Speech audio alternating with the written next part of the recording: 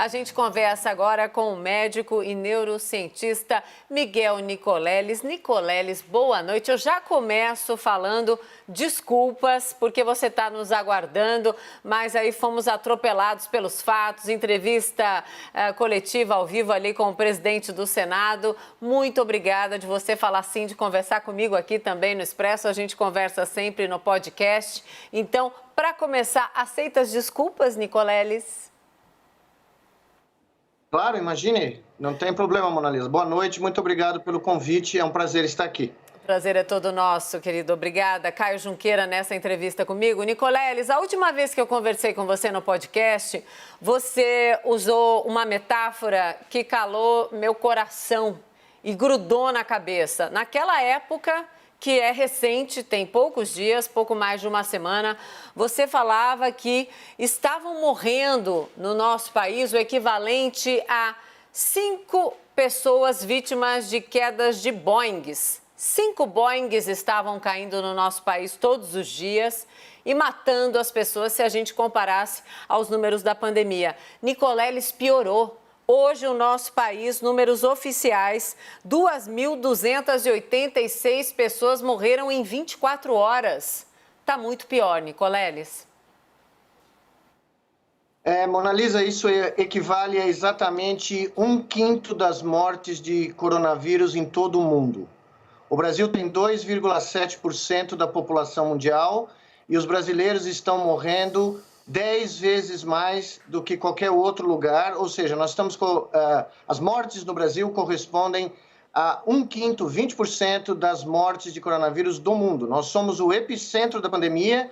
Eu lamento dizer, o maior laboratório a céu aberto do vírus e, nesse momento, o maior cemitério do mundo na pandemia. Quando você fala um maior laboratório a céu aberto, você está se referindo às novas cepas, aos novos vírus que estão circulando e que estão afetando jovens, pessoas sem comorbidades, afetando e matando, Nicoleles? Exatamente, eu estou me referindo ao fato que com 70, 80 mil casos diários novos, casos novos, nós estamos dando a chance ao coronavírus de produzir bilhões de mutações que vão levar invariavelmente ao aparecimento de novas variantes ou até de um novo vírus. Se houver uma combinação genética X aí, nós podemos ser a sede do surgimento do SARS-CoV-3, no limite. Então, você vê hoje as UTIs pediátricas brasileiras começando a estar lotadas, chegando próximas ao colapso. Você vê a mediana da idade das pessoas internadas caindo para 30, 40 anos, em todos os hospitais brasileiros, e você vê o colapso iminente do sistema de saúde brasileiro, mais de 17 capitais, segundo a Folha de São Paulo, hoje, em estado crítico, e o maior estado da União, a cidade mais rica do país, com a maior infraestrutura médica do hemisfério sul, eu me refiro à cidade de São Paulo, sim, à beira de um colapso sanitário. Eu nunca imaginei que eu viria isso na minha vida, na minha carreira de médico e cientista. Eu também nunca imaginei que noticiaria isso nos meus 28 anos como jornalista, mas vamos lá. Caio Junqueira, sua pergunta?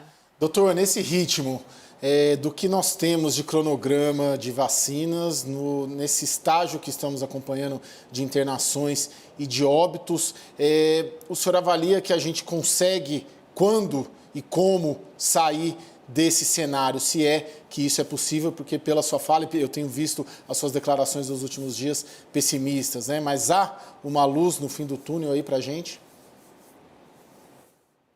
Infelizmente, não adianta, nesse instante da crise brasileira, começar a comprar vacina hoje, porque a vacina só vai chegar daqui meses.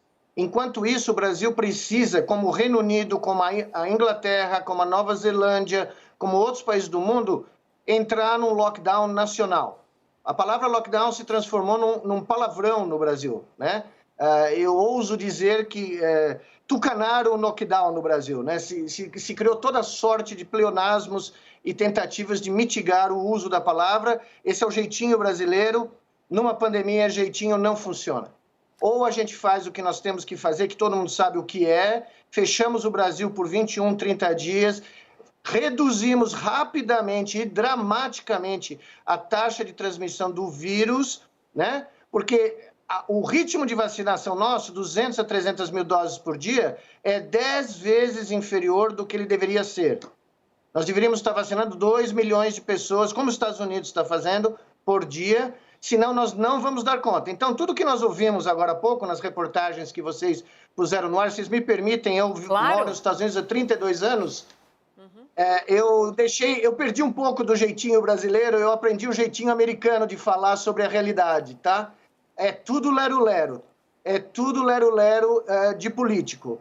As vacinas vão demorar meses para chegar aqui em dezenas de milhões de doses. Se nós não fizermos as medidas paralelas, fechar o espaço aéreo para evitar que variantes de outros países venham para cá, impedir que novas variantes surjam, reduzir a taxa de transmissão imediatamente e criar, me desculpe o presidente do Senado, eu não acredito que o Senado dá conta, criar uma comissão nacional de salvação nacional de manejo da pandemia, com o Supremo, com o Congresso, com os governadores, com a sociedade civil, o Brasil não tem perspectivas concretas de sair dessa crise em 2021.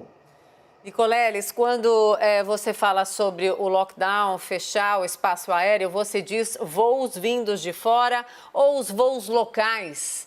O nosso país é muito grande, muito cheio de particularidades. O que é, de fato, quando você fala sobre essas medidas de fechamento? Se ouve bem, você falou por 20 a 30 dias. Seria exatamente o quê? Porque o lockdown nosso aqui, que muitas vezes as pessoas usam erroneamente, é algo muito distante ao lockdown implementado, por exemplo, no Reino Unido, né, Nicoleles?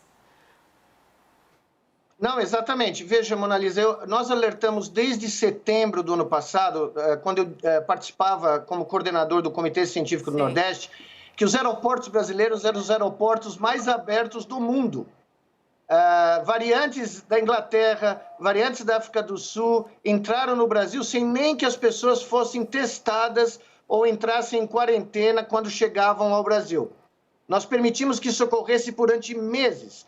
Existem agora novas variantes extremamente perigosas. Por exemplo, uma variante da Califórnia, que surgiu e tomou conta do estado da Califórnia e gerou uma devastação e que está entrando livremente no Brasil. Então, a primeira medida é ou fechar o espaço aéreo do Brasil durante algumas semanas, internacional, ou testar e exigir quarentena de quem chega no Brasil ou uma prova de não infecção. Isso é a primeira coisa. No Brasil, durante 21 a 30 dias, nós temos que reduzir o fluxo de pessoas. Pelas rodovias, nós temos que fazer bloqueios sanitários, testar as pessoas, testar o fluxo, né? Reduzir o fluxo de pessoas para impedir que uma pessoa saia pela BR-101 de São Paulo e leve uma nova variante lá para Natal, no Rio Grande do Norte, em 2 dias. Tá? Então, nós temos que restringir fluxo e temos que fazer o lockdown, como o Reino Unido fez, com o governo federal pagando para as pessoas ficarem em casa e para os comerciantes poderem sobreviver, os pequenos empresários. É assim que se faz. E o Brasil tem dinheiro em caixa. O ministro da Economia pode não querer falar, mas o Brasil tem mais de 300 bilhões de dólares em caixa, que é na nossa poupança. Quando uma família precisa fazer um procedimento médico, ela vai na poupança. Sim. O Brasil precisa ir na poupança e pagar para os brasileiros sobreviverem a essa pandemia. Sim, Caio. Doutor, eu queria ouvir o senhor sobre essa nova variante que, de repente, pode surgir aqui, né? O senhor, não sei se o senhor falou num termo figurado ou num termo real mesmo, né? De uma nova... SARS-CoV-3. Isso, que o senhor utilizou.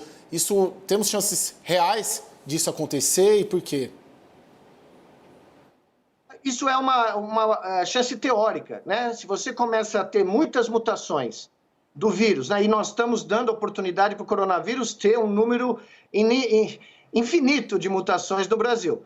Você pode ter um rearranjo genético que pode gerar uma nova forma desse vírus, né?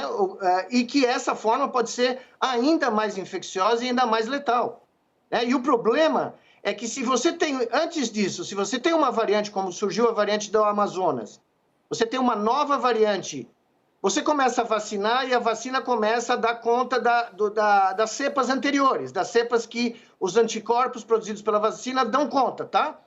Se você começar a fazer isso e surgir uma variante que não responde à vacina, essa variante vai ser selecionada e vai predominar no país. É como quando você dá antibiótico de forma errônea e você cria bactérias multiresistentes aos antibióticos que são comumente usados de forma equívoca.